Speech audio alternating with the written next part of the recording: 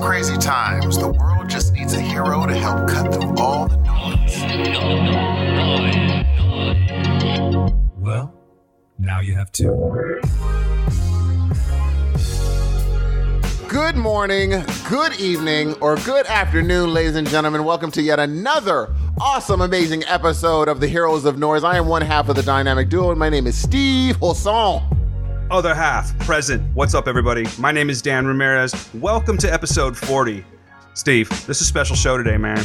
It's like going to be one of those, we would wish it could be a little more special, but it's going to be special. Because you know why, Steve? Why?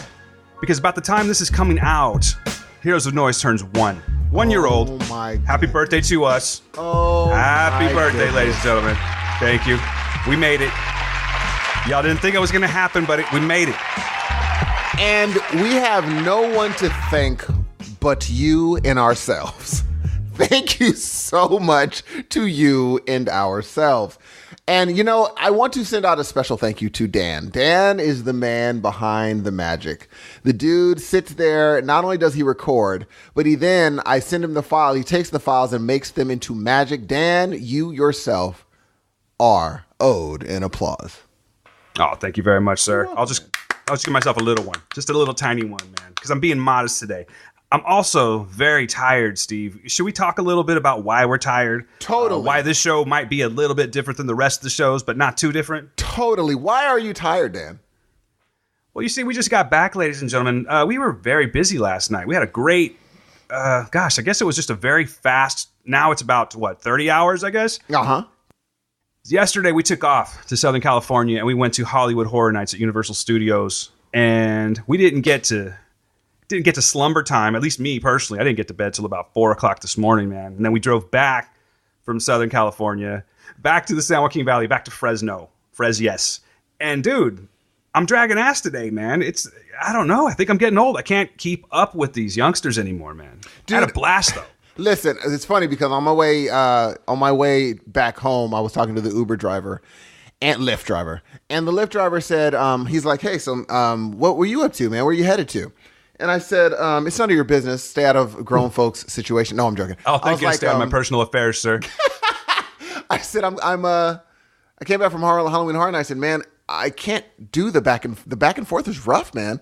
Otherwise, I would have just done back and forth yesterday, but I don't think I could have made it. He said, yeah, as in, I'm going to tell you right now, you're not going to be able to do that like you used to do it. You just can't. Your body's not going to be able to do that. And today I'm so glad that we spent the night and then we just did it today because I felt great. I got home, I ate some food, took a nap, and now, as you can see, I'm kind of back. Now that I got my drink lubricating my voice, I'm back to normal. But I felt good today, man. I'm not going to do that. That back and forth is too dangerous for me, I'm realizing. It's just dangerous. You can't be doing that by yourself. No, because I think that one reason that it made me very, very, I was awake was the fact that, you were there. But I could tell that the whole 4 a.m. in the morning, or the 4 a.m., why did I say in the morning? The 4 a.m. thing, it definitely took a toll on you because you were even though you were okay, you definitely were tired. Can we say that? Oh, we can definitely say that, man. I was just trying to, my recollection was off. We were trying to have a conversation in the car. We were just trying to pull up things that we normally talk about with ease. Steve's doing fine because that's kind of your normal hours, right? Yes, I mean, totally. You are a night owl. Yes, and I am soon to be a night owl. I'll get to that in just a second. But yeah, dude, I was having some trouble with the recollection. Had to take a little nap, right when I got home, and I'm about 90% ready to rock this thing. I think it's going to be soft rock today. That's not bad. It's going to be a little bit of a quicker show, too. So let's get that out of the way real quick, guys. I never like to shortchange you, first of all. First and foremost, if I could give you guys, my time. Steve can always give his time. But if I could give you guys, a full, 4 hours a week, I would totally do it. And my excuse prior to... my excuse before was that, I was working all the time. And then, as you know, I wasn't working all the time. I actually got laid off a few weeks ago. I think it was, the 28th of September. So we're working on about 3 weeks. And I'm happy to report, ladies and gentlemen, that your boy has another job lined up. Yeah. Some good folks over at this place that shall remain unnamed reached out to me and they said, "Sir, we think you know what you're doing, and we think that you could bring something to the place. So would you like to come work for us?" And I said, "That's right. I would absolutely love. Yes. That's the right answer I'm going to give you right there." I'm very happy to say that I am back in business. I start work kind of tomorrow. I have to go take care of some paperwork and things like that. So the reason that I'm telling you all of this is, A, I'm happy as hell that I have another job. But we were going to actually record during the morning hours this week. And on the way back to Fresno, I got the call that it was a definitive thing, and they need me there for training and all of that. So I was kind of like, I went into my crazy Dan mode for a second, like, oh shit, what are we going to do? Steve calmed me down, as he does. And then we just decided, you know what? As opposed to like trying to stress ourselves out to make this fit, we're just going to get on the mic tonight, tired or not, and we're going to give you guys a show, reporting, letting you guys know why it's going to be a little bit of a shorter show. And, I guess what I'm saying is we weren't quite as prepared as we normally are. But I'm happy as hell, you guys. I feel like I'm babbling, Steve. Am I babbling? No, you're not. I think it's a good thing that you told everybody the good news, especially this was a thing that was kind of hanging over your head for a while. Because even though things were going well for you, everything was going to be fine. I knew everything was going to be fine. You knew everything was going to be fine. The reality of everything being fine was in fact not there. And now it is. It is there, and I'm very, very happy that it is. But I think it was perfect because we went on this trip, and the trip was to kind of be like, let's detach, unwind, and have fun. You did that, and then on the way back from the trip, you got it. It just worked out perfectly, G. That really did. It couldn't have timed any better. It was amazing. We were in the middle of a conversation. You're like, oh, can I tell them how it happened? Sure, go ahead. I know what you're going to say. So we're in the middle of a conversation, and I see him look on his phone. He's like, oh. And I was like, everything okay? He's like, oh, I think that's them. And when I'm like, that's them, I'm thinking, oh, well, who could he possibly be talking about? And then in my brain, he said, there's only one thing he could possibly talk about. I was like, that is the job? And he's like, yeah. And I said, you should take it because I'm very interested in if you got it or not. And so he picked up the phone. And it was obvious good news from jump. Like, he was like, hey, yeah. Oh, absolutely. I'm like, oh, yes. Because you're not going to be like, hey, are you excited at the fact that we didn't give you the job? Absolutely. That wouldn't have been the situation. You bet your ass I am. And so hearing him talking on one side and he hangs up and I was like, I already know. I already freaking know you got that daggone job. And here's the thing. Dan's not lucky to have a job. The place is lucky to have Dan. That's real. Thanks, man. I appreciate you saying that, dude. You're the best at what you do. And so it's gonna be really fun. And for me, it's like you going to a new first day of high school, a new high school. You don't know the people there. You don't know the teachers. You don't know anything. So you're kind of going there with your backpack, sitting down and being like, well, where do I fit in? Who am I in this place? And what new things am I learning? And it's just going to be so much fun, I think, dude. There's some nerves that are coming up though, man, because it's been, let's see, I was at my last place for 5 years, which I went voluntarily. You know what I'm saying? Like everything was my decision to go and do that. I wasn't forced to go and look for this job. So when I came into it, I had some management type position that I was doing. This time I'm going in, I'm just like a worker bee, which is what I really wanted. I kind of wanted to, take it down a notch and just focus on me for a little while as opposed to focusing on everyone else. Yeah. But I think because of that, like you said, I feel like the new kid at school. Like I got my new jeans on with them shoes that are too white. Remember like back in the day? Oh, yes. When you go to school, your moms wouldn't let you wear your stuff until it was like the day. You're like, Mom, please, just like the week before. Let me just wear it just so it doesn't look brand new. Yes. But no, Mom, I don't know about you, but Mom always sent me, like I still had the folds in the pants. Oh, for sure. My Levi's were all folded. I had the lines and everything. Mom didn't iron them or anything. Yes. So I'm going to show up bright and early, clean and pressed and ready to impress. And I'm looking forward to it. But I would be lying to you if I said I'm not a little bit nervous. Dude, and it's totally natural. But like my mother said when I started doing solos, being nervous is excitement in need of an attitude change. I was like, yep, it's true. She's like, you're nervous right now, but you're really excited. You just need to change that attitude. And so every time now I'm not even nervous anymore, but you're just excited, dude. And it's nerves of excitement. Everything has now changed, man. Everything has changed. Now it's the fact your worries are now like they've reshuffled. The things that were worries yesterday are not anymore, and they're now replaced with other things that you were wondering about that you can concentrate on now. You know what I'm saying?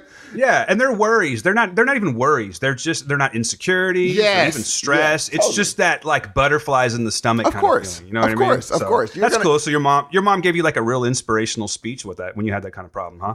Oh, dude. Yeah, she didn't. She kind of, I was in the side of I was doing a solo for church. And I had never done it before. I've never done a solo before. I had been in plays. I had been the lead actor in plays and stuff like that, but I'd never done solo. And she's like, it's time for you to sing. It's time. And so I was pumped the day before, but when behind the door, I was like, oh no, what have I done? And I was like, I'm nervous, Mom. And being that she's sung a million billion times in her, she's like, oh yeah, no, you being nervous is just excitement in need of an attitude adjustment. So just adjust that attitude and turn it into excitement.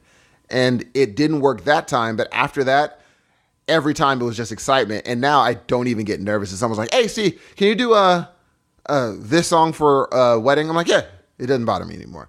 And so I know when other people are like, I'm nervous that this happened. If it's not bad news and it's something new, I'm like, oh, those aren't nerves. That's excitement. But if it's bad, if it's something that's just like, I think I may have bad news, that's nervous. That is a true nervous feeling because you don't know what's going to happen. But when you know what's going to happen and now this is a good thing, it's like, oh, that's just excitement. It's just they feel the same. Nervous and excitement feel the same in your stomach. It's both butterflies. It's very inspirational, man. I had something that was kind of similar to that. My dad, I would be like, Dad, I'm really nervous about school or, one of my first jobs or, maybe a new girlfriend, just something like that. My dad would be like, come here, son. Put his arm around me, and he'd be like, quit being a puss. I'm like, all right, Pop, that's a little harsh. But, so maybe there's an explanation for the way I act. You know what I'm saying? I don't want to take... my neurosis is a little bit to blame for father, I think. I don't want to just kidding, Pops, wherever you are. Of course, yes. I don't want to take this down, but that was one of the highlights of our drive. What's that? Learning about your dad. That was one of the highlights. He was a good dude. He really didn't say that. I mean, he said a lot of things, but my dad was very supportive. And everything you told me about. I'm glad I could enlighten you on Dennis Ramirez. You really did, dude. And I was like, that's why when we were quiet for a while, I was like, you know what? Sure wish I would have met that dude. And I think you guys would have got along really well. Oh, for sure. And that's why I'm like, now, it's knowing you. Obviously, people probably see a lot of him in you. So knowing you, I'm like, well, of course he was a good guy because he freaking, he raised you. He got you out there. Now, it's interesting because dude, I learned so much about Dan this trip. I'm not going to even go into it. But what I do know is Dan's a better person than I thought he was. And I thought Dan was a good guy. But Dan, let me tell you what Dan did. I walked into his room. I said, Dan? He said, yes. I said, I don't have any toothpaste. Do you know what Dan did? He let me borrow his toothpaste. It's not a normal thing. People are very... I think that's really a normal thing.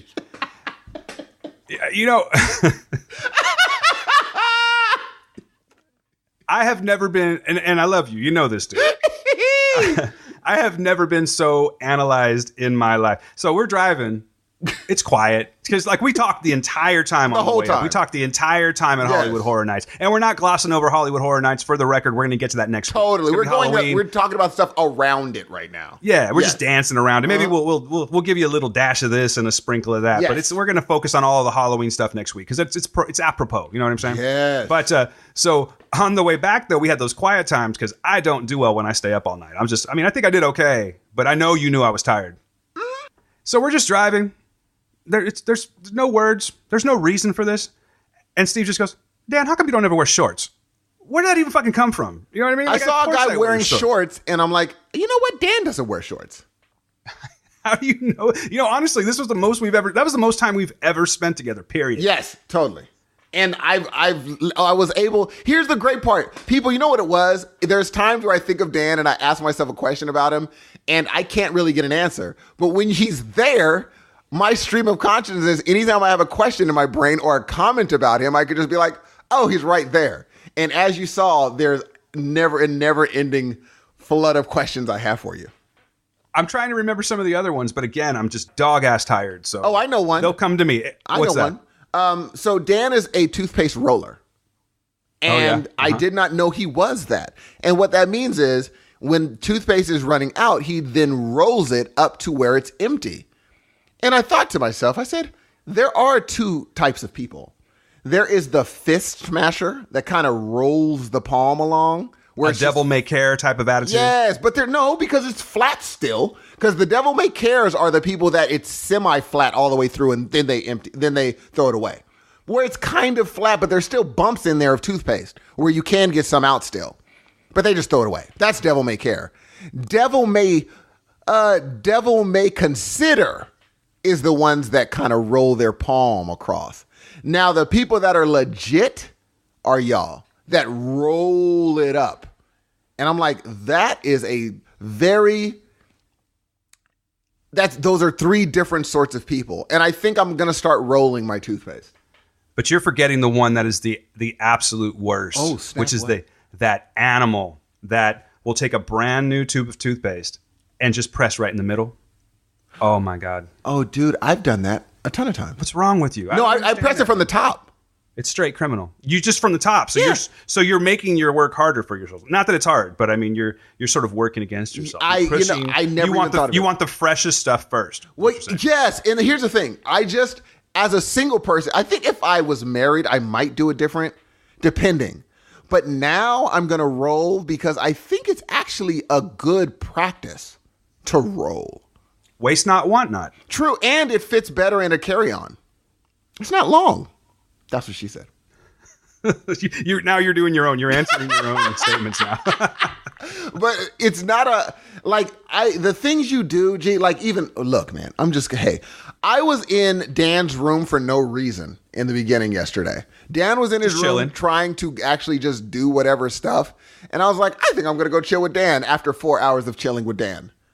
I'm going to go in there and chill with Dan. And that is your downfall. You're endlessly chill-withable. Endlessly. It was like, yep. Who the fuck is that? Hold up a second. Hey, what's up, Steve? How you doing, man? He's like, I'm good, man. I just came in to chill with you, just how you been? I was like, well, we just saw each other, but I'm doing pretty great. So come on in, dude, I sincerely hope he doesn't sit down. Don't sit down. And of course, Steve sits down. He's like making himself comfortable. I was like, well, okay. It's a small hotel room that we got. So, I guess I'll go ahead and just sit on the bed. You can take the chair. That's cool. I don't need to be comfortable in my own room. That's fine, So he's talking to me and I'm like, yeah, that's cool, man. We're going to have a really good time tonight. We're going to be together for like the next 12 hours, Why is he here? He's got his own room. This fucking guy. Yep. But I'm glad you're here, Steve. You know what I mean? And then I'm just fucking with you, dude. Trying to wing it today. But you know what? Dude, I will honestly say, I will honestly say that I had a fantastic time with you, man. I can't wait to talk about Hollywood Horror Nights. Should we give them a taste? I mean, should we do the rundown? We could talk around it. Like, for instance, we took my son and my son's friend. And Maj and Jeffrey. Maj and Jeffrey. Big shout out. And it was Jeffrey. Oh, Jeffrey, can you come on, Jeffrey? It was so fun to see them because both Dana and I were wondering, how is this going to go? Like, it could go one way or it can go a really bad way. They could either enjoy it or they could say, you know what? This is not for me. And from the beginning, they did really well. And it was fun to have both of them out there. And there was one point where I even told Dan, I said, they went off on their own for a while. And I was like, they're perfectly fine and did it and wasn't tripping. And it gave Dan and I time to chill and time. Oh, I'm glad I remembered this. I educated you a little bit. I don't know if that's what you're talking about. That's exactly what I was talking about. Come on now. So Dan, he gives me a Angry Orchard beer. Cider. Cider. Let's be real. Okay, I'm just messing I was with you. about to say that. I was about to say some heresy because I don't think it's true. I was about to be like, it's the same thing. It's not, is it? No, it's nowhere near the same thing. Ciders and beers are different. You were drinking hard cider, I believe is what it's called. And it's tasty. Don't get me wrong. I'm not even going to mess with you. Please tell your story. So, and then Dan gets what did you get? What IPA did you get? Oh God, what was it called? I was like, that one. I forgot I think it's called, what it was. I think it's called Angel City IPA. Yeah, that's what it is. Angel City IPA. I'd never heard of it before. Okay. And so Dan says, I don't know if it was before or after. And I said, hey, Dan, you should try this hard cider. And he said, I've tried that before, but you should try mine. And I tried it. And it hit me and gave me chills for about like the chills you get men. I've never seen you make that face before in my life, when you man. That's pee hilarious. and you get the chills. Yeah, imagine getting that for 10 seconds. That's what it gave me because my body had never, I think it was trying to process what it was tasting. And I was like, that's weird. But as it settled, from the nastiness came I can see myself getting into this because there is no, oh, I don't taste no oak. Oh, I don't taste no this in it. There are things I taste in that. Where someone could be like, do you taste this in there? And I could say, yes, I do, because I do. It's an obvious taste of this. And I said, he's like, oh, no, Dan said, that's the hops in this beer. And I said, what is hops? Will you please explain to the listener what hops is, Dan? Actually, I would, but I want to see if you retain information. So, Steve, because I told him the whole thing about, not only did I talk about hops, but I talked about what an IPA is, what it means, like what IPA stands for and where it comes from. So, Steve, please, I'd love to hear, because, you retain everything. You seriously are like a recorder. I try to. What do you say? And okay, so what it is apparently what Dan told me was when they used to have to transport beer, it would, long distances, it would go bad fairly quickly. So what they did is they took this, I don't know if it's an herb of some sort or a plant of some sort, and they took it. Some type of flower. Yeah, flower called a hops. And this hops actually retain the quality of this beer for long distances. And so that gives this beer the taste. When he said, this is the hops in this beer, that's the taste of hops. And it's funny because when he said, hey, Steve, that's the hops you're tasting, he didn't even know what I was reacting to. But he did. He said, oh, no, I know. That's the hops you're tasting right now. And I was so interested in this that I was like, you know what, Dan? What we're going to do on our next podcast or in a podcast in the future, he's going to get a cider and I'm going to get an IPA with a high level of hops in it. And we're going to both talk about what we're tasting. And I'm not going to shut the door on this drink because I don't know what it was about the aftertaste, but the longer it sat with me, the more I was just like, you know what? That's an interesting thing. It doesn't just go away like a cider did. Cider goes away like a apple juice does. That one sat with me for a second. Like there was it just went away. It sat with me. Felt it in your chest even. Yeah, I was like, this is good. And it's not one of those feelings in your chest like if you drank like whiskey or something where it's just like a burn, like, oh my gosh. No, it was like that's an interesting taste to it the more you settle with it. And I was like, I could see myself getting into that for sure, where it's just like going to a tasting. But that was, I had in that line, I said, I now know, I bet you I know a little more about people that just randomly drink beer than they do. Even if they do drink IPAs, I bet you they don't know what that is. And just so we can close this one out, IPA stands for? Indian Preservation. Ooh. No. Indian Preservation. It is Indian. No, don't tell me. Don't tell me. India. Don't tell me. Why is it called that though? It's called India because either they were transporting it to India. Correct. Yes, and that was a long trip. In India. Hold on, try it. India blank ale. But hold on. That middle word, I'm going through the Rolodex. You see, Steve. It's weird. It's kind of like it's ironic, because the beer we were drinking was dark, yet the pee is quite the opposite of that, of dark. India Pale Ale. There you go, my friend. And just so you know, so the beer snobs out there don't get on me, there's hops in all the beer. It's just that they had to put a lot more hops in it to keep it from going rancid. From England to India. Now, why is it that what okay, oh, this is a really interesting. I give myself props when I say that. What do you think makes people like yourself enjoy the taste of something that off the jump you do not enjoy and that is so bitter? What is it? Well, I think, and I'm not like a total connoisseur of this, but I think from what I take into it, it's definitely got a little more alcohol content. So you're getting a little more bang for the buck. You know what I mean? Mm-hmm. What was the question again? I want to make sure I'm answering correctly. Like, why do you think people that like the IPA like that taste? Because off the jump, you were saying, yeah, I had that reaction when I first tasted it also. What kept you going? I really don't know. I think I just got seriously because I was more of like a Blue Moon kind of guy. Yes. And Blue Moon, I'm sure that one's familiar to you, right? You Totally. put the like orange in it. The people that I hung out with did a bunch of Blue Moon, did a bunch of Heineken, did a bunch of Red Stripe. Yeah. Now the Blue Moon is like an Anheuser-Busch kind of thing. So some people are like, like beer snobs, craft beer guys. When you say craft beer, that's just so fucking snobby. But it is what it is. I think they kind of shun that stuff. Now, personally, I like it. I think it's really good. And I can't personally drink a lot of IPAs in the hot sun because it hits you faster. Okay. You know what I'm saying? Okay. Whereas the Blue Moon is something like it's great. It's lovely. You can drink it all day. So I don't know, because I just I think maybe I just found the right one. You know what I mean? Like I tried a couple and I was like, okay, I'm just going to try this one more time. And then I found the right one. Just so happens it was 9.75 ABV rather.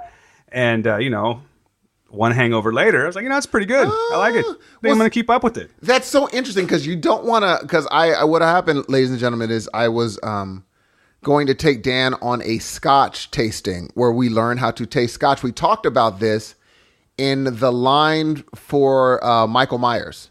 We were right in front of the Shark and we were talking about Scotch Waterworld, what you're referring to. Yes, I'm sorry, Waterworld, but they changed that into the Michael Myers thing. And I remember where we were because the reaction was so strong that it lodged in my memory. And you're like, I said, I'll pay for you and Gail to go. And you're like, I mean, yeah, but I'm like, and then later on that night, it was a resurgence of, wait a minute. If he doesn't like Scotch right now, he didn't like IPAs right then, and then he ended up liking them. Why wouldn't the same thing happen for you in Scotch? I'm kind of afraid of liquor. I'm very hesitant to drink liquor because bad things happen when I drink liquor. Oh, bad things happen when you get angry. No, yeah, it's not like is it an Incredible Hulk kind of thing? Because I'm not that incredible or hulky for that matter. But you do have a it just depends. Big chest. I still don't get that, but okay, well, let's go with it. Barrel chest, I am. Yeah, I don't do well with whiskeys.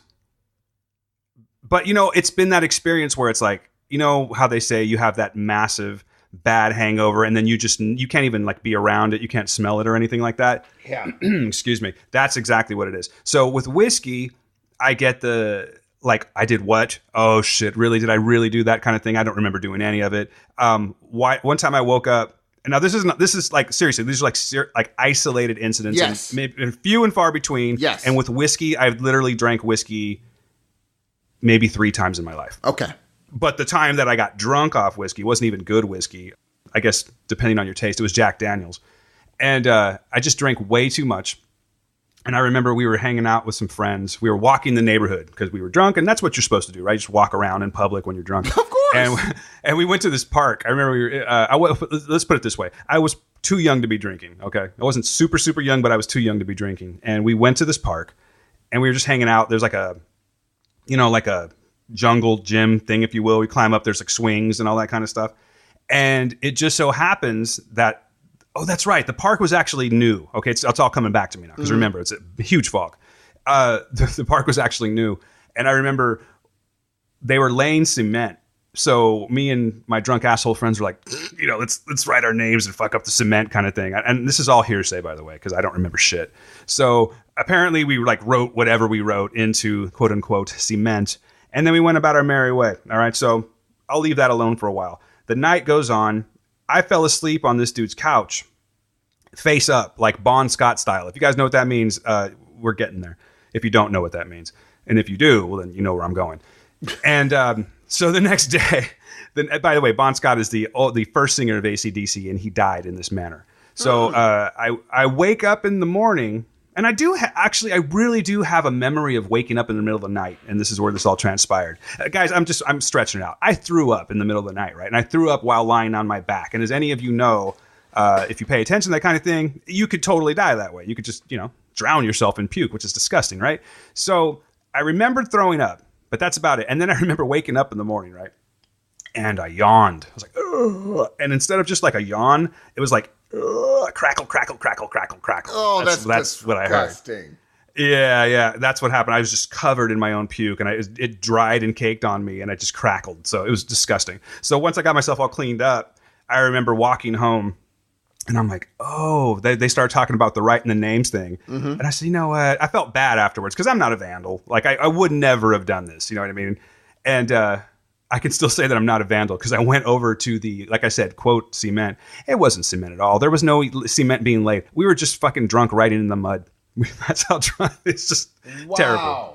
Yeah, like really stupid shit. So, but it was like the worst hangover ever. And so I think I've had like one old fashioned before, and that was like within the last 3 years. And maybe I had a shot because someone just wouldn't leave me alone about it. So I guess I succumbed to peer pressure, but not my thing. And then now with skipping whiskey, going with tequila, that's a whole other thing, because tequila, I can be really fun with tequila to a point, but then there's that, you do that one extra shot.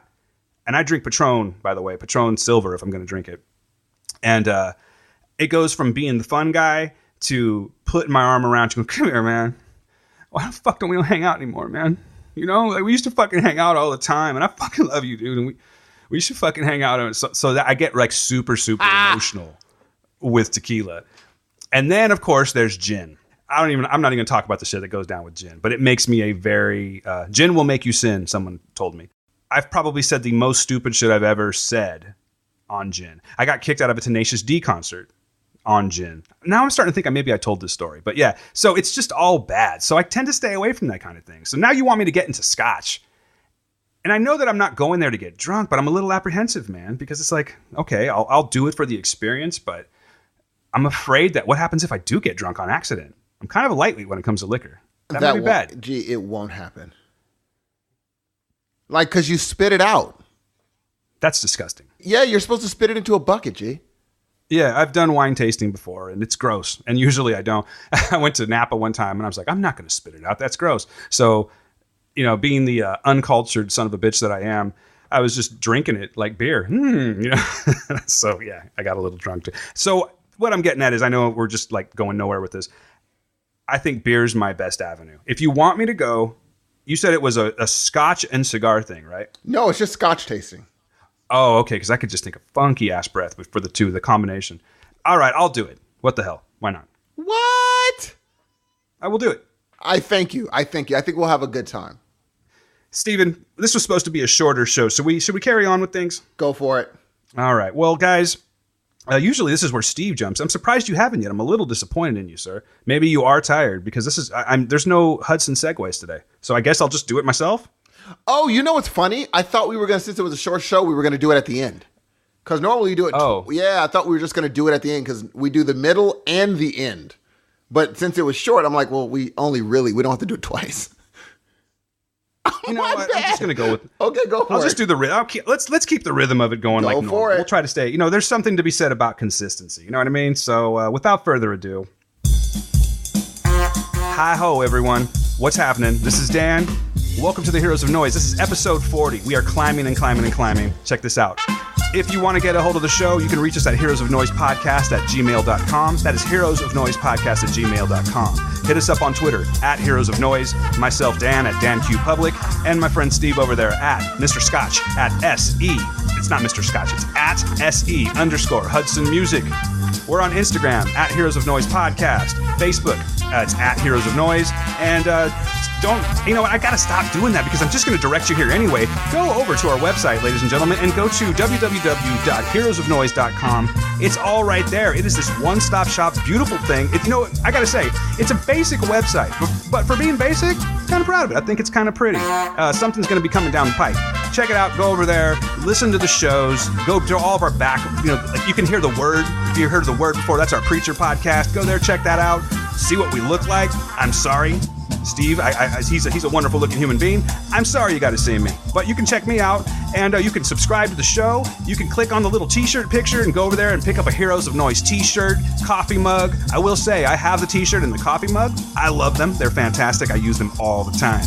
And, while you're there, just subscribe, leave us a nice note, leave us a nice voicemail. We would love to hear from you. Oh, God, I'm glad I said that because we do have a voicemail coming up.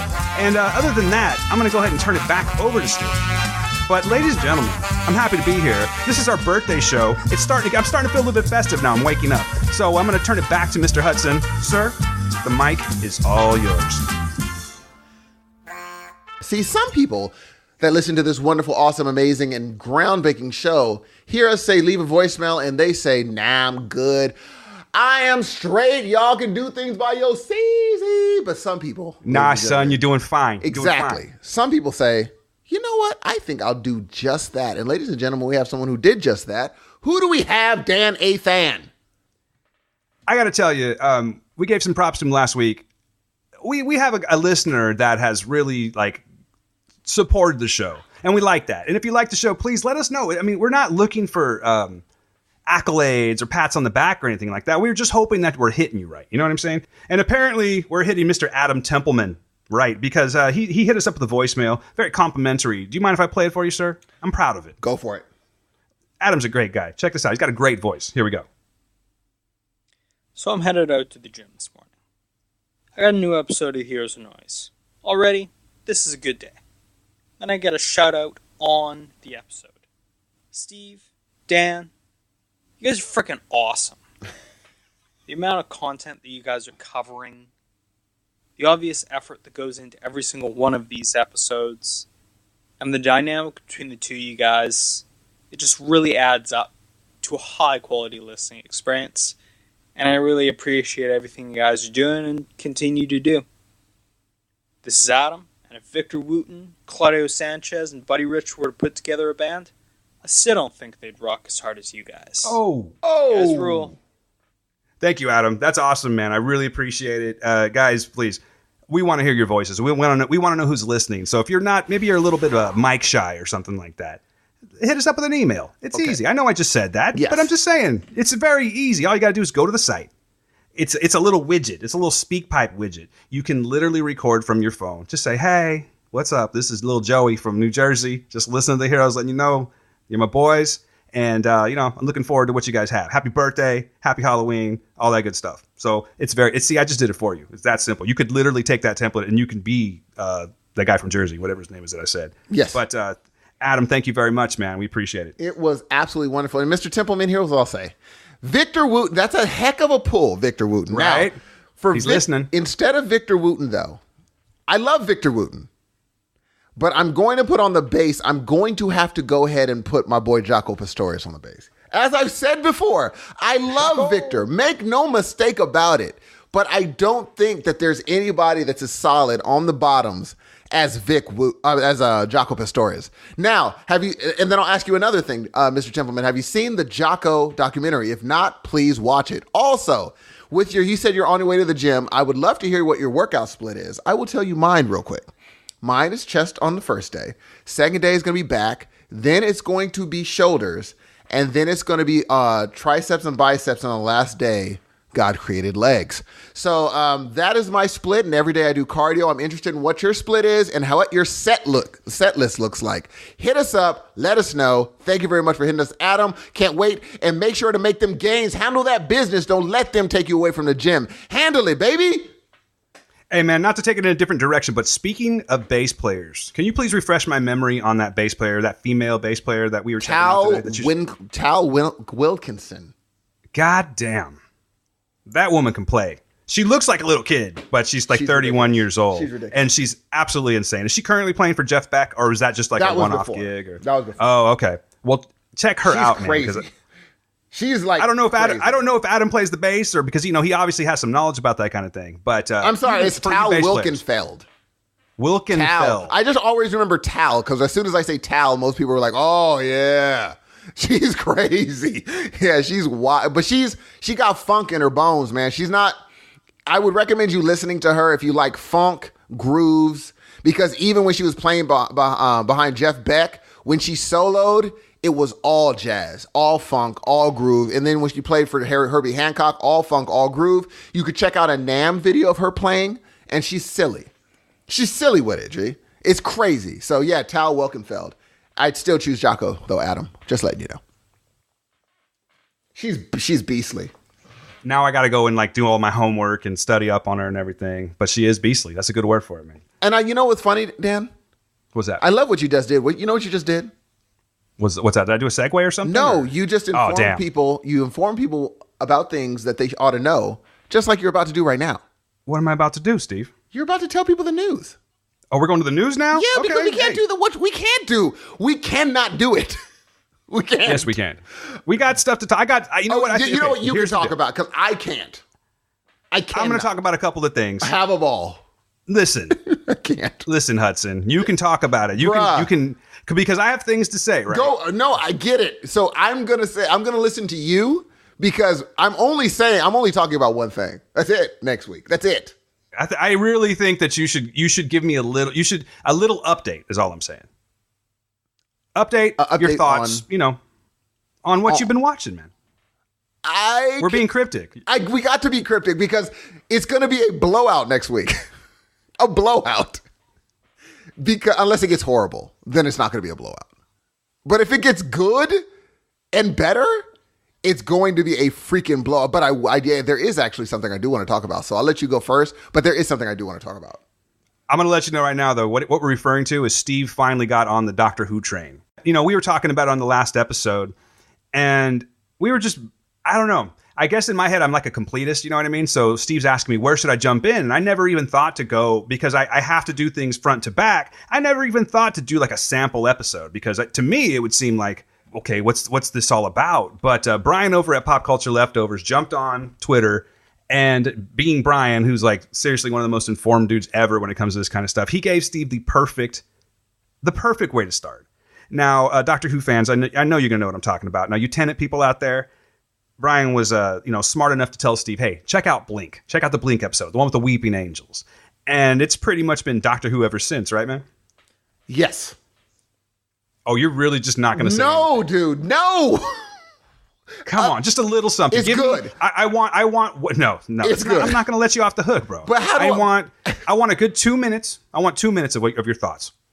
Come on, these people deserve it. It's our birthday show, for Pete's sake, and we're not even being the that official birthday right show? No, I don't think it is. It's like technically it's coming out on our birthday. Okay. But it's not going to be the birthday show, because this show was not supposed to happen tonight. We're just getting it. We wanted to make sure that you got something in your feeds this week. And again, my fault, got a job. I have to do it this way. So it's not technically the birthday show. We'll celebrate later. But I think that you at least can give these people 2 minutes of your time. Yes. I will give you 30 seconds, a good 30 seconds. I am not a person that likes trying new things. Lies. No, that's true. I don't. Excuse me. Good Lord. You're disgusting. I'm not a person that likes trying new things. I'm not a person that really digs that whole thing. And Dan, he really hasn't been pushing Doctor Who on me at all. He has not been pushing Doctor Who on me. What happened was, I'd ask about it every so often, and Dan will be like, well, just try here or try there. But Dan has pushed harder on other things for me to watch that I didn't watch really, or sometimes I would, or whatever the deuce.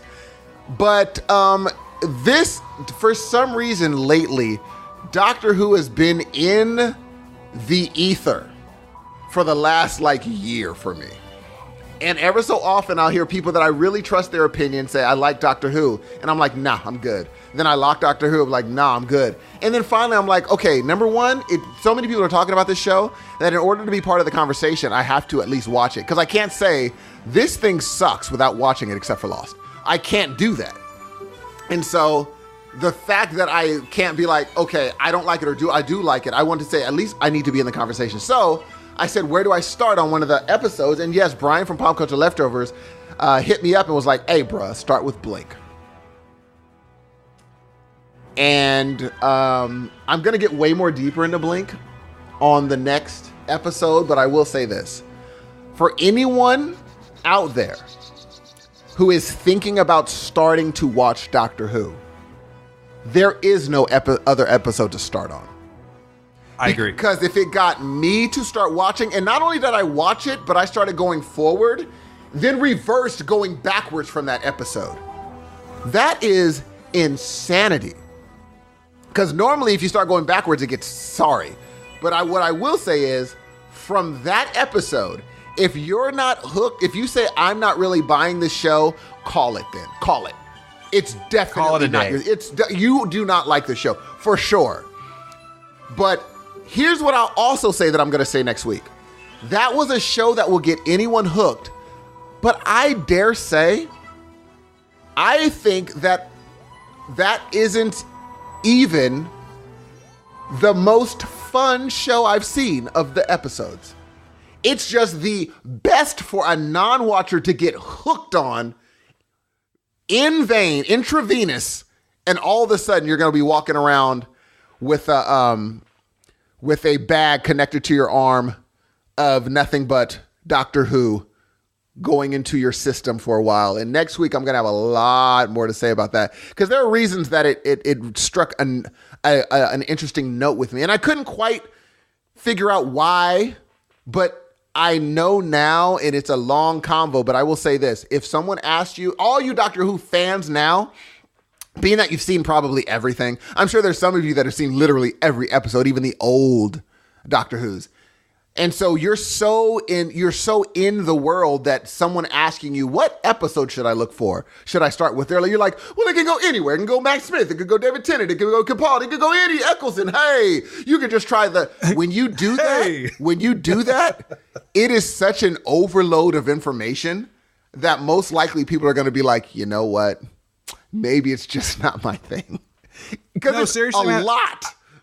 I totally agree with you on that. And honestly, and I'm not like backpedaling or going, oh, yeah, I was going to say that. Because really, I think I was in autopilot when I just, first of all, I didn't think I was going to sell you on it. You know what I mean? Like you said, I don't really push that too much with you because, and I think you'll agree with me, you like what you like. And a lot of times, if it's not something that you just think, if you there's a lot of times where you'll go like, you know what, I know I'm not going to like that. And you will shut it out completely. You would be, yes. I wouldn't say guilty of this, but that's your thing, right? And that's where what you're saying, I walked into Blink. If Blink was it's amazing. Here's the thing. Compared to one of the people in the Pop Culture Leftover, well, I'll just say I was referred to. You're referring to the Leftover Army page on yes, Facebook. But I don't know if they want their name out. So I'll say a cool cat, super cool cat. You know who you are, homeboy. He referred me to, hey, you need to watch History of Hip Hop, the evolution of hip hop. Now that show, it's the equivalent of me being on the top of a hill, riding my bike downhill into something I love. What Doctor Who was someone saying, hey, on the top of that hill, and in between you see all those roving monsters, and then there's something that you have to jump over a moat and then get to liking that show. You should try that thing. That's where Doctor Who started for me. And I was like, oh, dear Lord, I don't want to do this. But it was like, hey, try Blink. I'm like, okay, at least I have a target show. I'm going to not like it, but at least now I get to say I don't like it. That is the uphill battle that freaking this show, Doctor of Who, had going against it. And after watching Blink, okay, people, you are about to freak out. Because next week, and mind you, ask Dan, I'm soft pedaling what I could do about this show right now. I'm soft pedaling it. You were talking about Doctor Who on the way down to Universal Studios. See, now, all my Tenet years, I started watching, I think I popped on at about 2006. Yeah, it was 2006. So I haven't really seen a lot of those since 2006. So like I was saying earlier, I'm not backpedaling, But I'm a little ashamed of myself that I didn't go, yeah, blink, do that. Because it just makes all the sense in the world. You know what I mean? Like, that is the perfect jump off point for something like that. But I'm a little surprised with you that you didn't go back and go, oh, okay, I like this. Let me go and see where this all comes from. You just kept going forward. Yeah, I went forward only, and you know what part of that is? Because, ladies and gentlemen, I watched 15 episodes of this. That's 15 hours of shows.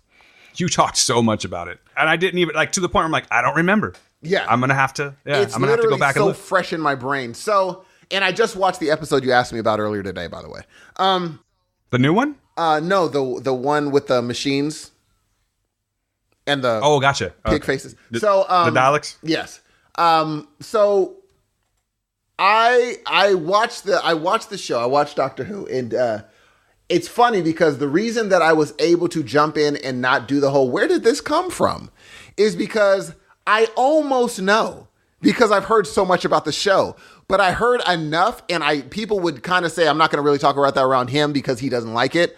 So I kind of was sheltered away from spoilers because people knew if there was one person you're not going to talk to Doctor Who about, it's me. But I knew enough about it where I know, okay, this is the gist. However, I'm just learning about the lore of Time Lords and how, what that's all about. And now I'm going backwards and actually finding out where it all comes from. Next week I'm going to go more in depth, but I know exactly why I like this show. And I'm going to tell you guys why I like this show next week. But people, again, everyone that's super into the universe, just go directly blink for newcomers. Don't even do the whole going into the super duper depth of the lore of what it all means and all this and paradoxes and time. And no, do not, because people will be like, they'll literally start hearing the Peanuts family, the mom. They'll be like, as soon as you go deep, they'll be like, oh, I'm out. But if you're like, you know what episode you need to say? You need to see Blink starring Carey Mulligan. Oh, okay. All right, just watch that one episode. If you don't like that one episode, consider Doctor Who a one episode one-off that you will never complete. Fine. But if you do, then you're going to love the rest of the series. I think now that you've talked about it so much and I know you're saying you like the show, I think you're going to love the show eventually. Oh. And they have this saying where they say, you never forget your first Doctor. And I think that now that Tennant's your first Doctor, I have a feeling he's going to be your favorite one from now on. Like I said, after going back and kind of watching a few of them, because I wanted to be in the conversation with you so we could talk about him. God damn, David Tennant's really good, though. You know what I mean? Solid, dude. I have this sort of affection to Matt Smith, the Matt Smith era, rather, because my daughter liked that. So we bonded over it. You know what I mean? But sincerely, I totally get it why David Tennant is a lot of people's favorite Doctor. He's just so fantastic in the show. Well, you know what I mean? It's so weird because you're going from it from such an interesting place. Because for me, when I first started watching the show, as soon as it came on, I was like, because how him from a certain thing. Mainly him from Doctor Who, right? The first time I saw David Tennant, I thought he was overacting big time, and it was in Harry Potter and I want to say the Goblet of Fire? I believe it was Harry Potter and the Goblet of Fire. So when I saw Doctor Who, because it was just a random day. I'm not going to go tell you a big story about it, but I started watching Christopher Eccleston first. So when David Tennant comes on, I'm like, oh, that's that cat from Harry Potter, that guy that overacted. So I was kind of apprehensive, but he won me over immediately. His debut episode, which is a Christmas episode, and it's weird because he's not even in it that much, which I'll let you find out why. He's just so goddamn good, man. And so, yeah, I mean, I completely get it. I don't know, man. I'm kind of swaying right now. I don't even know if I'm answering your question or not, but because I'm really considering, man, do I like David Tennant more than I like Matt Smith now? I guess I'm just going to have to rewatch it again and find out. Well, see, for me, I always saw him, as soon as I saw him as Doctor Who, I was like, oh, that's homie from Broadchurch. And, from Broadchurch, yeah. I saw that afterwards. I always watched him and I loved him on Broadchurch. I was like, man, that's a solid actor. And then I remember, and also I knew him from, Jessica Jones. So I was like, oh, I know who that guy is. But I have never seen him in this sort of thing. He's never been the wacky guy. He's always been the serious guy. Well, until Camping, which we'll talk about. But I've always seen him as a serious actor. Broadchurch, he was dead serious. You know what I'm saying?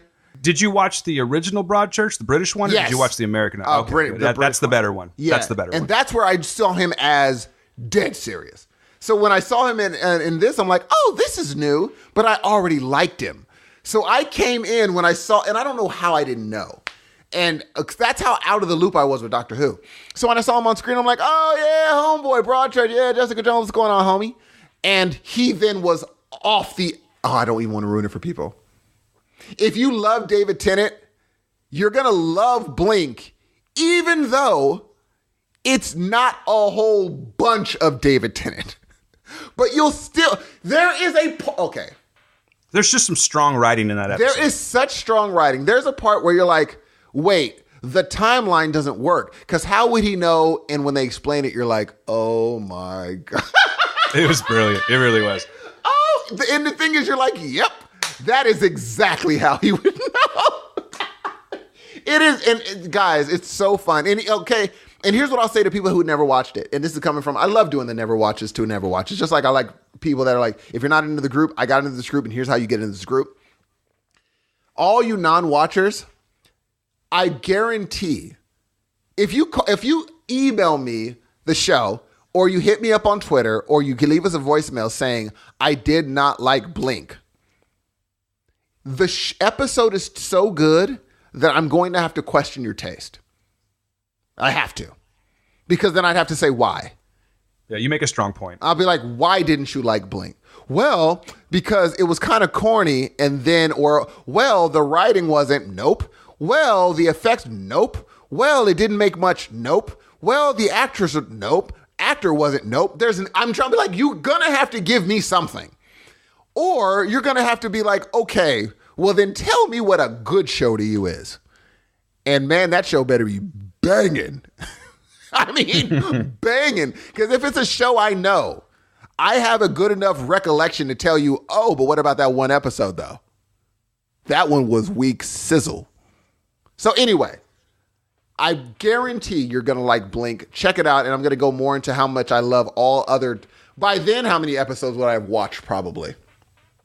A lot more. Because you tear them up. Like, he'll watch them all night long. Yes, I will. Tonight, Literally, I'm planning all on night doing long. Yes, tonight I'm planning on doing that. I'm trying... As in, sundown to sun up. Yes, and I'm going to... I'm going to... call me Lionel Richie. Let's just let that one float for a while and see who gets it. I get you. I know what you're talking about. Oh, I know, because Mr. Hollywood Bowl here. Oh, that's right. I was telling my Lionel Richie story when I took moms to see him. It was a wonderful show, by the way. Yeah, what happened with Lionel Richie is crazy, because he took his mother to see Lionel Richie, and Lionel Richie was like, hey, can I come down there and sing to you? And she came down, and he sang a lady to his mother. And I was like, wow, how did that happen? And Dan was like, I don't know. I guess it was my handsome punim. And I was like, well, I mean, that explains everything. Yeah, he must have seen me in the audience. Mm-hmm. Was inspired by that. So then I go to the bathroom, and this all occurs, when I'm gone. Because when I came back, he was already back on stage again. But yeah, you're probably right. No, hey, real quick, last thing, no, seriously, man, on the whole, not necessarily about Blink, but the approach to Blink, like using that one and not just starting at the starting point and moving forward. It kind of made me kind of like rethink the way I explain things to people now, because like I said, I'm a completist. You know what I mean? Like when I was talking about Coheed and Cambria the other day, I'm like, blah blah blah, the story of the Amory Wars, and start off at the first album, which is the second stage heard by Blade, and like it's intimidating to someone that doesn't listen to something like that or doesn't know, like the jump off point. I think I'm gonna just start going with my favorites now. Check this song out. What do you think? Oh, totally. TV series. This is my favorite episode. I'm going to start doing that. It's a different way. I know it's like a basic thing, but like I just never do that. I'm always like, okay, you have to start here, very methodical about everything. I got to stop that shit and just go, here's the highlight. Check it out. If you don't like this, then you're probably not going to like the rest of the show. Totally. Or the album or the band or whatever. You know what I mean? Well, so it's a good philosophy. Thank you, Brian. Like if someone was like, hey, what would you want me to start with Stevie Wonder? I wouldn't be like, go to Yvette's Red now. Be like, no, that's a super duper old album where he wasn't really into his groove yet. But if I really wanted to be, hey, well, start with Yvette's Red now. That would be the one. No, I would be like, you know what you would want to do? I would recommend you going to Intervision's Jesus Children of America. If you don't like that song, you're not going to like Stevie probably. Because that's really a great Stevie song. Or go to Summer Soft. But then there's other things I wouldn't do that to. Like if someone was like, hey, I really want to get into Martin. Where should I start? I'd be like, anywhere. Because Martin is going to be Martin. If you don't like any Martin episode, that means you're just not going to like Martin. So there's some It's been a long shows time since I've seen Martin. Dude. And so I would actually have to be like, well, yeah, start anywhere with Martin. But then there's other shows like Frasier. If someone was like, where should I start on Frasier? I would point them to specific episodes. So it all depends on where you are, where like what show it is. And then I'd be like, yeah, you're probably going to want to start on this exact episode. And then there's other shows where I'd be like, start anywhere. Because anywhere in this show has such a stamp of the creator that no matter where you start, this is what's going to be. It's pretty much embodies this story. So, yeah, I mean, but with Doctor Who, you have to point. You do have to point to a specific episode. Just like, like I said, Frasier or... I mean, imagine someone be like, hey, I want to get into Saturday Night Live. Where do you go? You would never be like, well, it depends on what host you like. This host, that host, this musical guest, that music. No, you'd be like, go to Eddie Murphy or, whatever one, go to that episode. That one is a great one. So, yes, Doctor Who. Can't wait to talk about it even more. I got a whole new flip on how I'm introducing things, man. So, again, thank you, Brian. Are you still enjoying that drink that I turned you on to, man? G. That mug is freaking bomb. I might make some more. I got to tell you, on this side of things, those vocals are sounding smooth right now. Gee, as Silic. Because, I don't know if you've heard this or not, a little bit of, you get your water, you get some honey, and a little bit, just a little bit, a splash, kind of thing, of apple cider vinegar. That's good for your throat right there, ladies and gentlemen. I recommend you try it out. You got a speech to make, maybe you got a job interview or something like that. Maybe put some gum in before you go in, but do that. It's a wonderful drink. And listen to Steve. He sounds like Velvet right now. He's audio Velvet. But here's the thing. When he says splash, take that literally. Yeah, don't go too crazy. I did a gloop the first time. And when I drank it, I was like, whoo. But it still works. It's just like, whoa. I'll be honest with you, I'm at the gloopy stage now because, you kind of build up a tolerance to it, a taste tolerance to it. So I actually prefer the gloops as opposed to like the drop kind of thing. Really? I think a good, like if you want to be, anal about it, maybe go like, what do they say? I remember looking at it one time. I think it's like a tablespoon. Yeah, do like a tablespoon or two. That should be just fine. But if you're like glunk, glunk, glunk, glunk, glunk, the first time you try it, more than likely you won't be going back to it because it's strong. Oh, dude. And here's the thing. On a side note, we need to retire the word anal. We can't use that anymore. It's been co-opted. It's done. There's no situation where someone says that and I don't giggle to myself. It's over. We need to retire it. There's another word for that thing. We can't be oh, stop it. I know not to be anal. What, type A or something like that? Do anything else. But why do we continue using this word knowing it's over? It is done. We have got to retire it. So anyway, I just wanted to get that out of the way. Every time someone uses it, I giggle. And I know that in their brain somewhere, they giggle too. They're like, we get to say anal in front of people, and they have to nod. I kind of like the word. I'm going to keep on using it. Dan. I like it, yeah. For that reason? Side story, because I am a very, I guess, would you say I'm type A? Or I have, I'm peppered with type A characteristics? I think... Traits? Yeah, traits, yes. I have traits is really the word I was looking for. I have traits of type A. My former boss, the head boss, knows this about me. And, it was just the way she said it one time. She wasn't thinking about it, but she's like, I myself am, I'm kind of just all over the place. I'm a little chaotic and everything like that. But you like anal. So, you love anal. She just kept saying it. And she had no idea what she's talking about. And I'm like, yeah, I see what you mean. I know it. Yeah. So, yeah, I see what you're saying. Anal's a funny word, but I use it sometimes. I like it. Dan, you know what's funny? Do you want to hear something? We don't have to keep this. Are you ready? Yeah, let's do it. So the term anal actually means anal retentive, right? Yes. In Freudian psychology, the anal stage is said to follow the oral stage of infant. This is the time when the infant's attention moves from oral stimulation to anal stimulation. Anal stimulation, yes. Usually the bowels, but occasionally. So when you say you're being anal, that is what it means. Of course. So why do we say that? But there's the whole other dynamic of it, which we don't need to go into. But I'm There's saying, kids listening. But we are still using the word that means the word that we think it doesn't mean. It does mean that. It's literally that, yes. I don't know. We're just giving shout outs to Freud, I guess, man. I don't know. What are we doing? What was going on in that guy's head? Oh, now I can never say it again. And now, Dan, you know me. Now I'm going to do it. Oh, it's like going to be in your vocabulary all the time now. Oh, dude, every time I'm in a meeting, I'll be like, I don't mean to be anal or anything, but I really should. And in my brain, they're going to be like, and that's 1 point for Steve. Like, I don't know where these points are going, but it's 1 for me.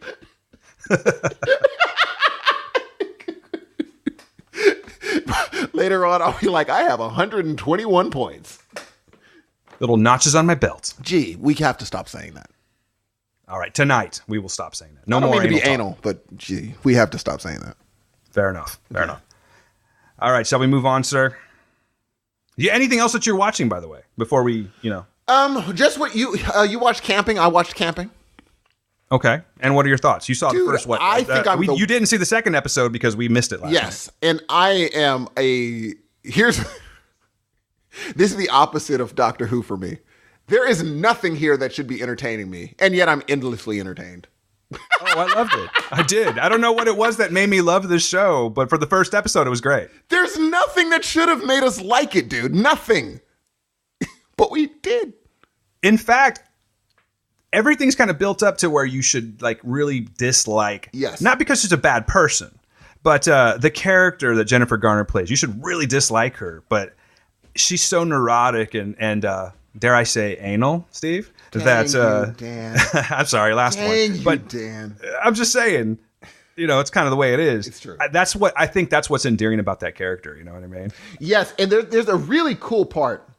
I know Lena Dunham's been on a little bit of a, whatever stage, but she's involved with the show. And here's an interesting thing that happened. There's a character on this show, and she's played by the wonderful Juliette Lewis. And when I saw Juliette Lewis, I said, part of me thinks that, is this just Juliette Lewis naturally? Is this who she is? I think that's a lot of her, not all of it. Like, I think it's like her amped up a little bit. You know what I'm saying? Okay, fair. And there's another question I had. There's another part, and I want to know what you got from this. And this is not a spoiler, anybody. The character Nina Joy, and what's Jennifer? I said Jennifer Lopez. Jennifer Garner's. She's Catherine. Okay, so Nina Joy comes up to Catherine to say hello, and Catherine starts explaining, I'm so sorry about what happened to such and such and this and this and that. And I love that Nina Joy says, can we not do this right now? Because now's not the time. I've seen that happen. I've actually visually seen this situation happen where it gets uncomfortable because someone has the guts to say, we're not doing this right now. Some people just deal with it and just say, okay, let's just let her do her Catherine thing. But that little let's not do this right now shows me that this is a Catherine thing. This is what she does all the time. And it shows me that people are getting sick of it. And I'm interested to see how that works out in the future episodes. Oh, it's going to come to a head for sure. I don't know how, yes, for sure. But it's coming to a head. Because they're all like, can we not? Are you going to do this thing that you do? Because it sounds like no one really wanted to come because of her. Like, they're like, oh, Lord have mercy. She's going to be doing this thing. And she's no way similar to this character, but for some reason, to me, it reminds me of a character like this. She has a bit of a Michael Scott thing. You know what I mean? Like a Michael Scott going on. Because she doesn't know her social cues. Sure does not. She does not. And the big thing is, obviously it's an over-the-top portrayal, but I really like where they... Okay, I'm saying this now. If they go where I think they're going, I'm excited to see what comes out of it. Now, because tell me if you agree. Do you believe that any part of this episode is going to be back home? Or do you think all these episodes are going to be camping? Well, I was hoping, that's a good question, actually. I was hoping that we're going to see some flashbacks explaining this craziness of why they're at odds anyway, as opposed to them just working it out on screen. You know what I mean? I'm really hoping that we see what happens. And I don't even know. Let's see. I'm going to look up real quick and see how many episodes there are. Hopefully this won't take me too I'm going long. 10 or 11. Because normally they go 8 to 11. There are a total of 8 episodes. Yes. So they're going to have to do that. You know what I mean? And I think it's going to be on different levels with different characters because it's a camping trip over a weekend. They can't get 8 episodes. No. And I think what they're going to do is something's going to happen and then they're going to leave, go back home. And this is such a shot in the dark. And I think it's just, this is what happened while we were camping. Oh, I see. So this one's going to be more of an after the fact. Yes. And if they go that direction, I'm very excited, dude. Now, if they stay camping, I still will watch it, but I think there's so much more like what Kidding did. What Kidding did was, you think you know what this show is about. It is not about that thing at all, and you're still going to be stuck. You're still going to follow us too. And I totally did. Right. And I think that they could do the same thing here, but I don't know if that's Lena Dunham's thing. Lena Dunham normally likes the whole, hey, let's see how many things we can, how much water can we squeeze out of this camping thing? But if she decides, you know what, hold on.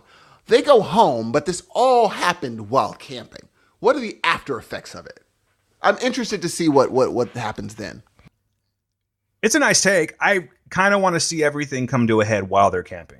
Because it could get crazy in the woods. It could totally, you know what I mean? Get crazy in the woods. And I can see it totally being that way, where it's like, they're with there's a stutter for you. In the case of Catherine and Nina Joy, I want to see what happened in the past come to a head and have them. I don't even want them to work it out. I see battling happening. Someone's gonna no one's gonna die. You know what I mean? Maybe they will. I don't know, but I don't think it's gonna be that way. I think it's just gonna be straight up brawling in the woods. Okay.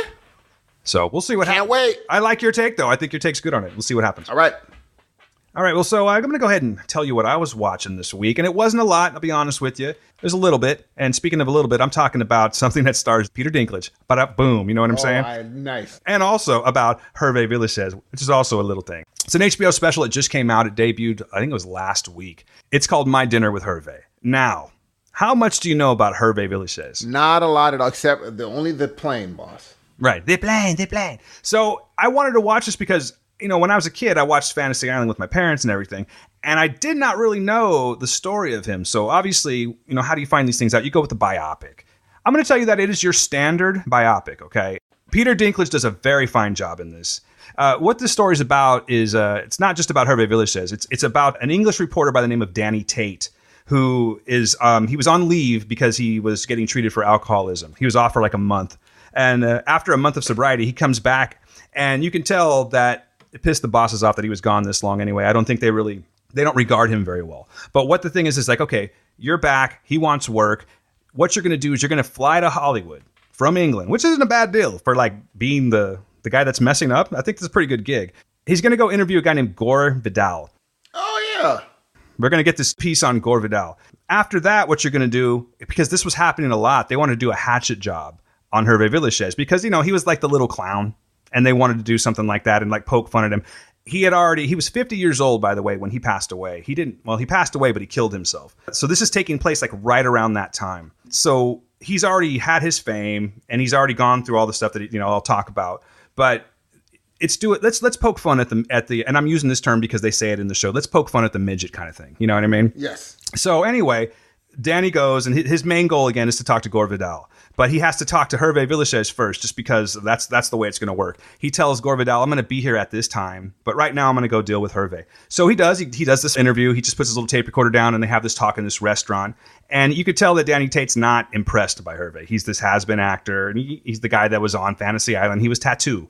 And that's it. Hey, thanks a lot. Done. And he ends up being 20 minutes late to the Gore Vidal interview, and he just gets like booted. No, I'm not doing it. You're done. So now he's in trouble. He has to do something. So he's like pissed. He thinks he's going to get fired. He goes back to his hotel and he gets a call from Hervé saying, hey, listen, there's so much more I can tell you. Come on back and I'm going to give you the real story of what's going on. So that's what it's about basically. So this all takes place over the course of a night. And we'd have all these flashback sequences. So I learned some things about old Hervé. I'll tell you a little bit about him. I'm not going to tell you the whole story, okay? He was born with this rare form of dwarfism, and his mother blamed her life on him because what it was is she was an ambulance driver in World War II. She got in this accident running from the Nazis. She thought that she ruined him. And when he was born, he seemed normal. They started finding out later that he had that rare form of dwarfism. Now, his father was a doctor, and he did everything he could for his son. He was trying all these weird experiments, like injecting sheep's blood into him, just all these weird things to see if they could cure this dwarfism, which of course wasn't the case at all. Mom just resented him because every time she looked at him, he was a constant reminder of the accident. She resented him for it. So as he grows up, he becomes this artist, and he's able, he's got a real charismatic personality, so he's able to pull a little tail, if you know what I'm saying. And people don't like that. So he ends up getting beat down in Paris, in the streets of Paris. His family's had enough. They're like, look, we're sending you off to America. So he ends up going to New York City. And this is where he gets his big break. He wants to be an actor. He always wanted to be an actor. And when he gets to New York, he taught himself how to speak English by watching all these old television shows. So after being holed up in his hotel room for, X amount of months, he goes and he's going to make his first move. Now, he always carries around this little knife with him, or he always did anyway. And that's how he did it. He had this, I forget the guy's last name, but his name was Marty, and he was his agent. And he just stormed his office with a knife point saying, listen, you're going to listen to me. And he did this little audition for him. And it turns out it worked out well for him. He ends up getting the part in the movie, The Man with the Golden Gun. And by the way, that's why they were interviewing him, is that it was the 20th anniversary of The Man with the Golden Gun. He gets that, and he plays this character called Nick Nack, and he gets some fame from that. But it's more of like a, hey, look, there's a little guy, there's a funny little guy from The Man with the Golden Gun. So he doesn't get any work for a long time. And then a little bit later, a representative of, because he's living in his car now, he's broke. He's just living in his car. And he gets discovered by someone that represents Aaron Spelling. Next thing you know, he's on Fantasy Island. And this is where it starts to pick up, is because, he just becomes this raging alcoholic womanizer, pain in the ass on the set. And he battled constantly with Ricardo Montalban, who, by the way, is played by Andy Garcia in this. I don't really think Andy Garcia does a good job, but to each their own. I'm realizing now that I'm starting to tell you the whole movie. But this is just what happens when you get fame really quickly. He got into drugs, he got into alcohol, he just had his run of Hollywood, basically. And I guess it was because he was more of like a novelty thing, but he was pulling tail, he was doing everything he wanted to do. But it just went all bad for him, basically. So now we've got this guy, this Danny Tate, who's interviewing him. And like I said, it goes over the course of the night. And it's a crazy, crazy night. It's very interesting. I don't really want to talk about it too much more because I'm realizing now that I'm really just giving you the whole story. But here's why I recommend watching this.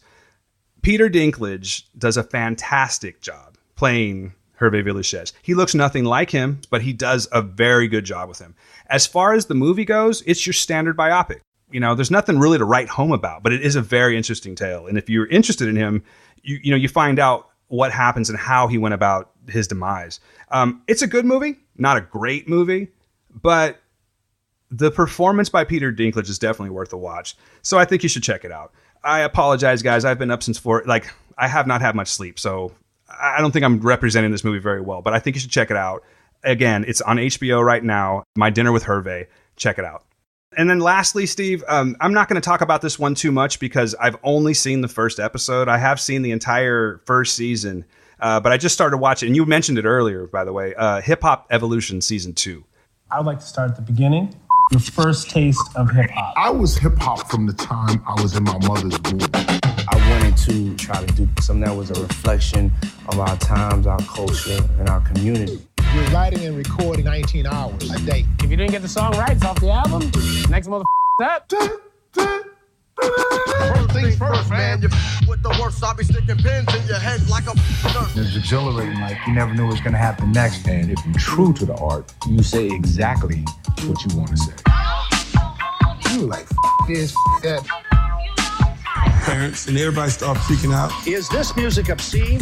I'm at this standing on the block. We don't want this kind of garbage in our town. Our society is plagued. It's sick. It was exciting. I mean, we pissing people off with everybody. I can hear it, but turn it up.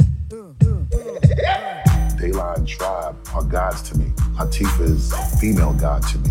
We are women. We have something to say. We are here to run. He was that energy and that voice that was real hip hop. She's like, you got a phone call. I was like, who is it? She said, some say his name Tube Socks. I said, Mama, that's Tupac. There's never gonna be nothing like what we do. There's nothing that compares in any era of hip hop. It changed everything. The impossible was about to happen. So, like I said, I've only seen the first episode of the second season, man, but it's good. It's just so goddamn interesting, dude. I'm surprised you haven't watched this yet. You got to check this shit out, man. I can't wait to watch it because once I start, because I'm going to watch it by next week. I have you already know I have a to-do list. I'm going to be watching it by next week so we can have a big talk about it. We have 2 monsters to hit, and this is one of those monsters. This first episode that I saw was great because it starts off in Miami, and they're talking about how Luke. They tell the story of Luke and how he started off as like a neighborhood ghetto DJ, as they called it. He was like a ghetto DJ. He used to just throw parties out of his window. He'd be DJing out of his window, putting the speakers out in the front.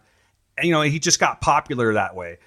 And he kept growing and growing because he never really stopped at it. He was always trying to do something. He had something, you know what I mean? He had something that was just, it was different than what other people were doing. And he ends up finding these guys on the West Coast by the name of the 2 Live Crew. So it talks about the 2 Live Crew, how they got together, all the battles that they went through, because it was like the 80s, man. So you had people that were trying to cut him off at the neck. They did not want this at all. They were getting arrested for putting out records. It has this one record store owner that, because they banned it in this one certain part of the country, and this dude's like, look, man, it's like freedom of speech. I'm gonna keep on selling this. And he gets arrested, but they fought for this, you know what I mean? And then they end up becoming like one of the biggest groups that there ever was in hip hop, you know what I mean? Because they had their own style. It was the 2 Live Crew.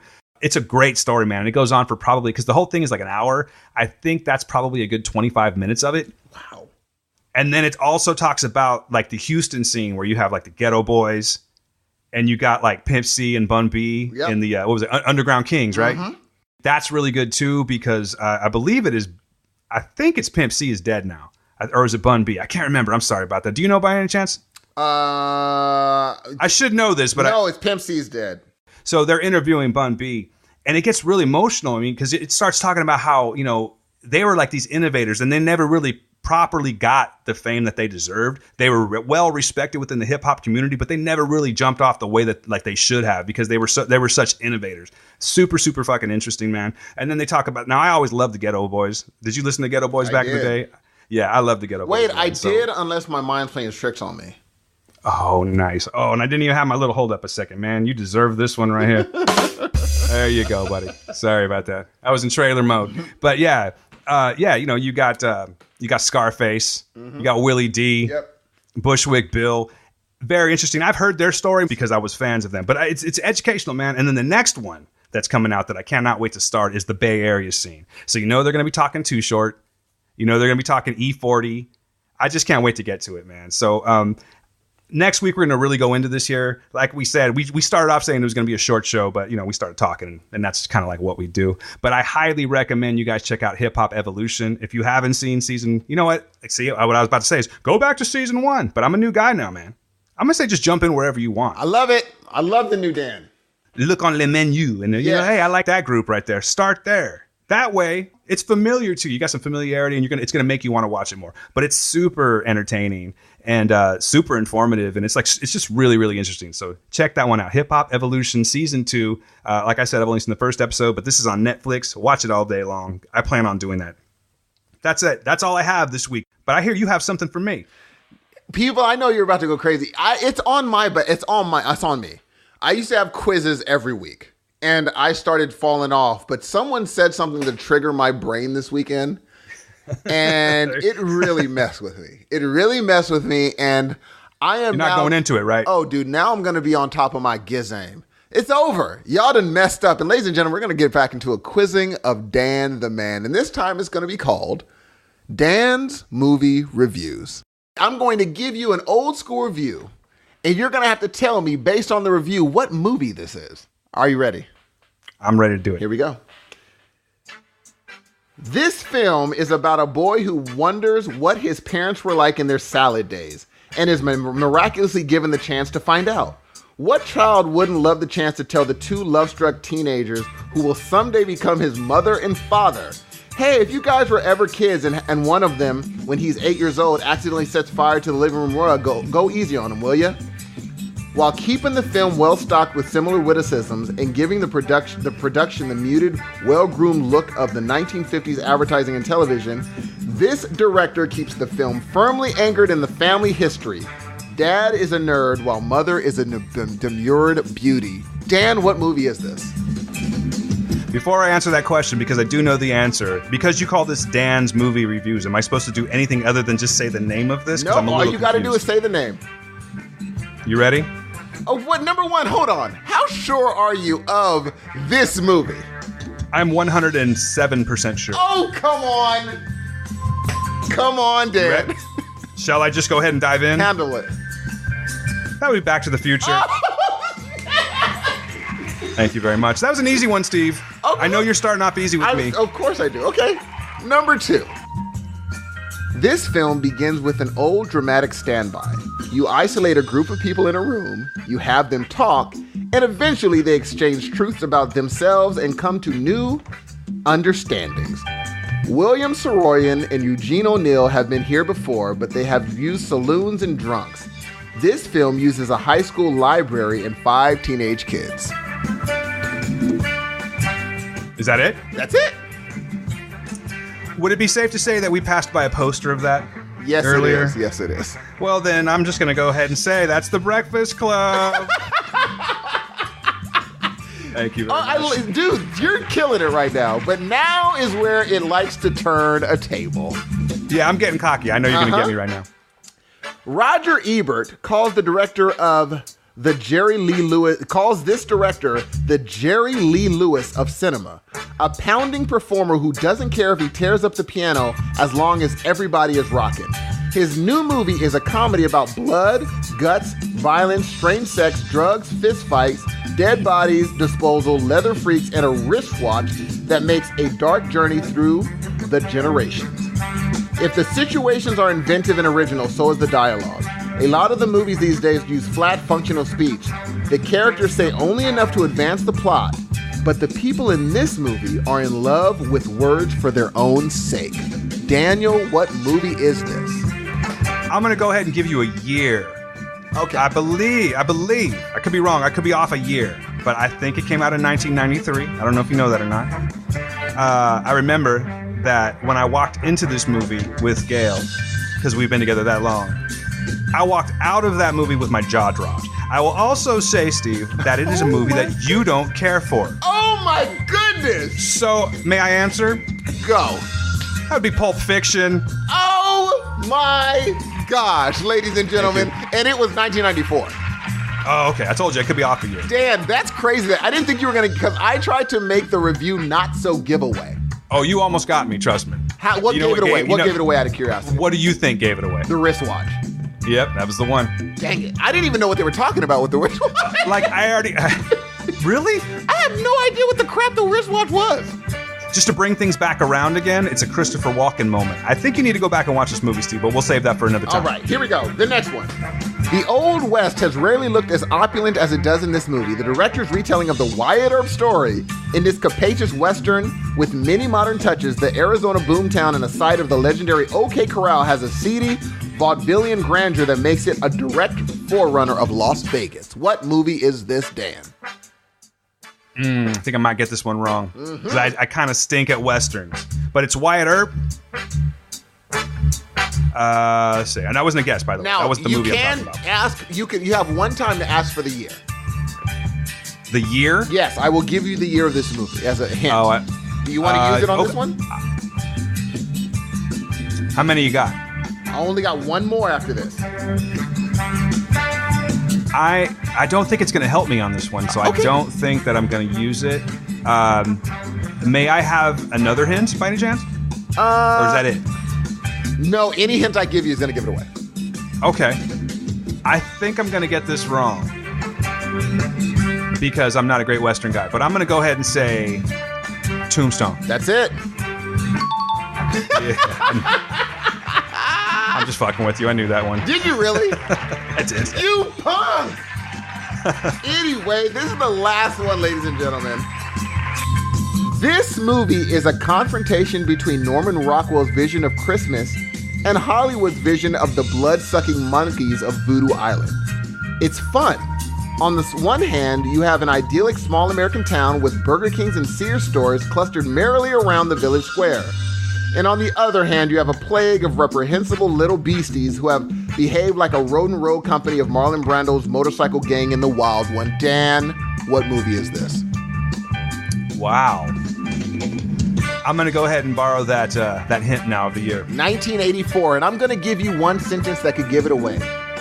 And on the other hand, you have a plague of reprehensible little beasties who behave like a rodent road company of Marlon Brando's motorcycle gang in the Wild One. Now, the way you're describing it kind of confuses me a little bit, but by the year, I think I might be on point. I wouldn't describe the movie this way. And I will tell you that if it is the one I'm thinking of, it is one of my all-time favorite movies. You ready? Oh, handle it. I might be wrong on this one. I'm going to go Christmas Story. No, Gremlins. Oh, man. The Beasties. You know what? That's why I said Beasties. I completely jacked that up. Yes. Yeah, no. I don't know. You got 4 out of 5, Dan. I'm proud of myself, you know what I mean? But it's like, I don't know why. Now I'm a little ashamed, though, because that was like, that you kind of spoon-fed that one to me. You know what I mean? Here's the thing. Okay, Dan, I'm going to be, number one, you got 4 out of 5. Give this man an applause, ladies and gentlemen. Dan, can I tell you something? Sure. You're really good at, like, deciphering movies from hints. This is a special part of your brain that a lot of people wouldn't be able to get these movies even if they knew them. The wristwatch might have given it away for some, but some people would have just been like, oh crap, the wristwatch in hindsight. I just really appreciate you making the effort to make another quiz, because it's been, it was getting a little stagnant without him is what I'm saying. Dude, so, you really thank you very did much. A good job. Thank you, sir. Okay, and we're about to end up, but I want you to know how his brain works. The Back to the Future one, what gave it away? You'll have to read it to me again because I don't remember. I'm imagining it was this. Hey, if you guys ever have kids and one of them sets fire, is that the thing that gave it away? That will, what? I think it was the whole thing on that one. Like that one you just described Back to the Future. I wouldn't have gotten it. Because I took out Zemeckis' name and put the director instead of Zemeckis. Now I'm like kicking myself for the whole Beasties thing, the Gremlins thing, because like my all-time favorite Christmas movie is Christmas Story. Yes. So I don't know. I was thinking of the when you said like the Brando thing. I was thinking you've seen Christmas Story, right? I have seen Christmas Story. So I was thinking of the kids, the tough kids. Yes. Hey, jerk. Yes. That's what I thought you were talking about. But I can see that. That makes all the sense in the world. But the thing is, I didn't think like even Breakfast Club. I got you getting Pulp Fiction. I didn't think you would get, and I was going to laugh at you because you love the movie. I love it to death. And I think you need to watch it again, dude. Yeah, I picked the movies that you had talked about in our lives before, and I only picked those movies. And you've talked about a lot of movies with me because I had to literally sift through like, what am I going to pick? Like, what 5 can I pick of things that he's talked to me about? The only one you didn't talk about was Gremlins. That's the only one that I got that I was like, I know he's seen it, but he's never talked to me about it. Yeah, you know something? Regarding Gremlins, I saw that movie in the theater. I do like it, but it is not one of my favorite movies. You know what I mean? Like, it's not something that, I don't know why. It just, I don't know. It just, people love it. It's a beloved movie to so many people. It's not one of my favorites. How long was that a thing? How was that evil thing a toy? That was a toy for ages. I remember seeing it years after I saw that movie. That monstrous gremlin would Stripe? Yeah, everywhere. Everywhere it was a toy. It's finally gone, but I'm sure you could buy Stripe somewhere. Oh, I'm sure of it. Isn't that strange? Like today, you could probably go into it's probably like one of those Neko, I never know how to say that. The Neko action figures. I'm pretty sure they have Gremlins ones actually. Would you have if someone got you a Gremlin toy, a Stripe, would you put it somewhere? Absolutely. Would you really? Oh yeah, I've got it I'm looking at quite the display right now that I have in my lack of a better word, my studio area. I've got quite a few. I haven't seen your studio area. Nah, because it's my bedroom. but I'm working on it, man. Like we've been talking about it for a year, but now that things are kind of like getting back to normal, I should say, I think a new house is going to be coming, and then we're going to have the studio space. You'll be there all the time if we can get the whole mic thing worked out. Well, ladies and gentlemen, I will also leave you with this. I'm buying a green screen with a light. Oh, and here we go. I thought that I was going to be buying it so I would be sitting there in my garage like, lonely, I'm so alone. But no, ladies and gentlemen, Dan says, you know what? I will do at least one video. You're going to be able to see the face of Dan, not the face of Bo. The face of Dan. They're very similar, by the way. Gee, that's another thing. Oh, I don't want to ruin it. Daggone it, the face of Bo. There was a quote later on about the face of Bo, and they were all like, no. But I'm not going to say Have you seen... you know what? It's not time to talk that yet. But when you get to Captain Jack Harkness... That's what I was talking about. He said something about it, and they were like, no. Well, there's a theory, and I won't go into it. Well, he kind of confirmed it. I don't know if it's officially confirmed, but there. What are you thinking? We'll talk about it off mic. But we're going to talk. Fair enough. Yes. But anyway, yes, we're going to try to get some video content in there. I still got to get some lav mics because I'm sorry, but boom mics just don't do it that well. But I'm going to try to get some lav mics that we can clip to our shirts, though we can do maybe a part of our podcast can be a weekly, whatever. And we need to start being more visual on YouTube, have a presence so that more people see us. And not just you amazing. I know y'all are going to be looking, though. You guys going to be looking at your handsome boy right here, yo. Say it. But also new people will, too. So we love y'all. Go ahead. I was just going to say, what do you guys think about that? I mean, we're going to do it anyway. I did promise Steve that I will take a crack at doing this one time. Maybe even if we don't go to the full studio effect like you're going for, we could maybe knock one out on, like, say, Periscope or something like that. Yeah, for sure. You know, just to dip our toes in the water, if you will. But you guys out there, would you like this? Are you more comfortable with a podcast format, like an audio format, or do you want to see our mugs on YouTube? Let us know. Seriously, let us know. Like I say that sometimes, and then I get nothing but fucking crickets. I'm very curious. Are you guys interested in a video version of Heroes of Noise? Now I'm getting kind of excited about it, actually. But the first time someone says, like, you look like a mountain troll, it's over. I'm done. Just letting you know right now, Steve. Number one, dude. I'm just letting you know. Here's the thing. You are going to look fantastic. No question. You're going to look fantastic because I think you just have a face for the screen, man. You do. For the television. Don't set it up too much because there's mean people out there on the internet, man. Come on. Will you stop Don't set me up for failures. Will you stop it? People, I am going to tell you some interesting things right now. Number one, Dan is going to be on your computer screen, which is freaking awesome. Number two, this is the last you're going to hear my voice for a few days. And when you next hear my voice, if you don't want to hear about Doctor Who, I don't know what to tell you because you're about to hear some this next episode. Because by then I'll probably have watched a lot of it and I'm going to have a lot of theories. My theories for you, like seasoned veterans, are going to be like, oh, he's going to be so wrong later on. But some of my theories, he's going to be like, wow, how did he see that coming? And I'm going to answer that question right now because I'm a genius. Next question. Real quick, I'm really going to have to go back over these because they're so fresh with you. And like I said, a lot of these I haven't seen since 2006.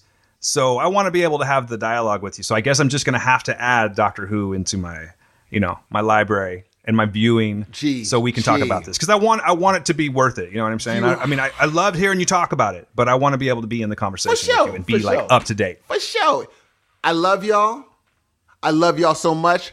Brother Templeman, thank you for the freaking voicemail. You already know. Make sure you're under that weight hitting them gains. I know you only got one more rep in you. Push that last one out. Handle your business. Love y'all. Peace out. Next voice you're here is going to be Dan. Holla. So I'm just going to address something really quickly here. I'm actually surprised that it's me doing this and not Steve. But I just want to say this really quickly, guys. Get out there and fucking vote. Okay, please do so. Let's end this madness now. That's all I'm going to say about that. My name is Dan Ramirez. Thank you for listening to us. We're going to be back with a Halloween show. Where next time you hear us, there's going to be jack-o'-lanterns. It's going to be spooky, ladies and gentlemen. So listen. Greetings, boils and ghouls. Welcome to Heroes of Noise. Dude, you could totally do Bela Lugosi from Ed Wood. Pull the strings. You could totally do it. Karloff? Karloff does not deserve to smell my shit. That limey cocksucker can rot in hell for all I care. I didn't even know you seen that movie, G. I think that's the quote, man. I'm pretty sure. But you do know that that's one of my top 5 movies of all time, right? It's a great movie, man. It's when I liked Johnny Depp. Oh, that's a whole other discussion. We'll get into that later. Yeah, I'm sorry. Yeah. See, now officially they've heard your voice again, but that's okay because they love to do so. Guys. I'm done. Out. Love y'all. It's okay. It's all right. And I love y'all too. We are the Heroes of Noise. Have a great week. Be good to yourselves. Be good to the people around you. Peace.